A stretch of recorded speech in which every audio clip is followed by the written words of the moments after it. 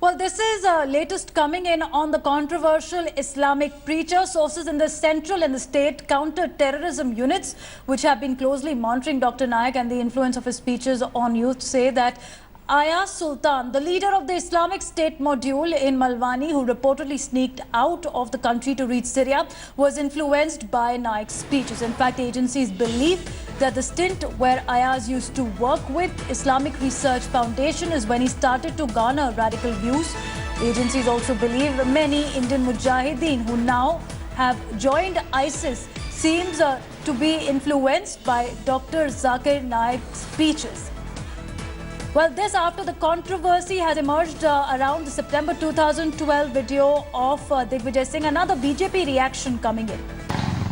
Well, pressure is building on that. Why is it that the Congress leader Digvijay Singh is endorsing Zakir Naik, and why is it that no action was taken against his foundation as well during the UPS tenure in spite of red flagged by the Maharashtra government? Now we have Jitendra Bahadur who's joining us to give us more details on the news that we've just broken a short while back on how Ayaz Sultan, the leader of the Islamic State module in Malwani, who reportedly sneaked out of the country to reach Syria, was also influenced by Naik's speeches.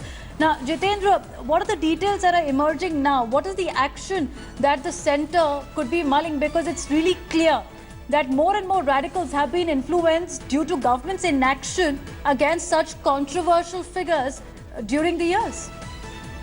देखिए, खुफिया agencies की तरफ से जो जानकारी मिल रही है उसके मुताबिक अयाज सुल्तान, जो कि मलवानी का यूथ है, जो सीरिया में जाकर के आईसिस के लिए लड़ रहा है, उसके बारे में भी ये जानकारी मिल रही है खुफिया एजेंसीज की तरफ से कि वो भी इन्फ्लुएंस हुआ है डॉक्टर जाकिर नाइक के भाषणों को सुनकर के। यही नहीं, कुछ एजेंसीज में जो बातचीत चल रही है उसमें ये भी खुलासा हुआ है कि इंडियन मुजाहिदीन से जो जुड़े हुए लोग हैं, जो कि भारत छोड़ करके पाकिस्तान के रास्ते आईसिस में शामिल हुए हैं, वो लोग भी इसके भाषण सुना करते थे। तो इस तरीके की खुफिया जानकारी मिल रही है। साथ ही जो बड़ा खुलासा ये भी हुआ है कि हैदराबाद मॉड्यूल में जो मास्टरमाइंड है इब्राहिम यजदानी, वो भी 10 दिन मुंबई में इनके कैंप में रह करके आया है। तो ये तमाम चीजें सरकार की तरफ से देखी जा रही हैं और गवर्नमेंट इसको लेकर के बड़े स्तर पर एक रिपोर्ट बना रही है और उस रिपोर्ट के बाद कार्रवाई हो सकती है, ऐसा सरकारी सूत्रों की तरफ से जानकारी मिल रही है। Okay, and Jitendra,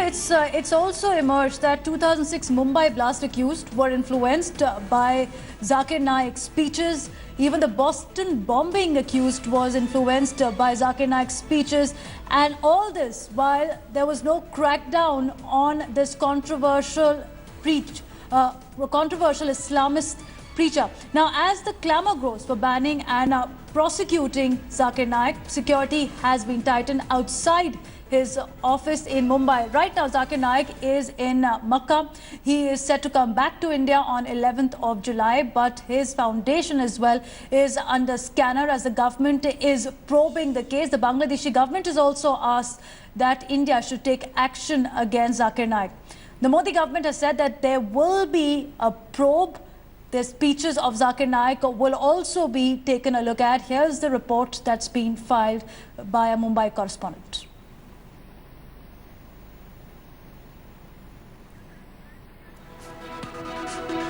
We'll try and get you that report in just a bit. But as we have also spoken to Zakir Naik yesterday on India Today exclusively, he has said that his speeches have been doctored. He said his statements have been taken out of context, and he is brazenly denied making any radical speeches. But the proof is in the tapes, which will be now examined by the centre. Already there's a clamour from Shiv Sena as well to take action against Zakir Naik.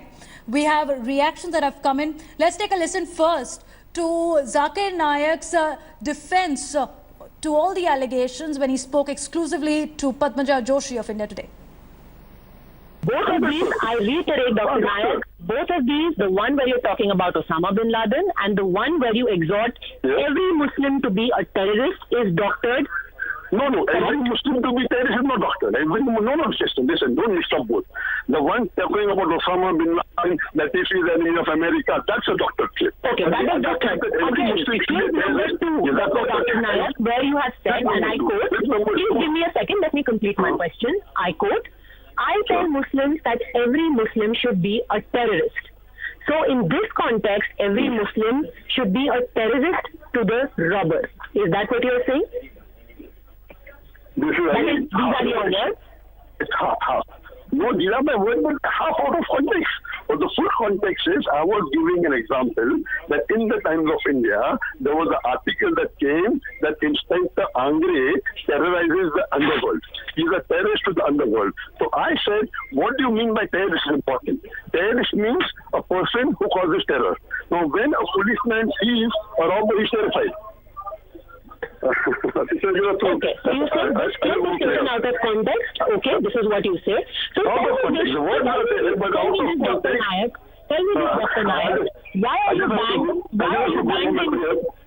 you banned in UK, Canada, and in Malaysia? Can you explain to me why you are banned there? I'm not at all banned in Malaysia. My relationship with the Malaysian government is very good. They have given me a Toko Mavitri award. Neither am I banned in Canada. Officially, yes. In UK, there was a thing which I can tell you in detail after the prayer.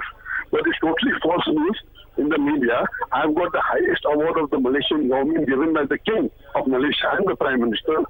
That is Toko Mavitri So you're award. saying that the ban on you in the UK is misplaced? Because the government says that it is because of your hate speech that you have been banned. No, it's a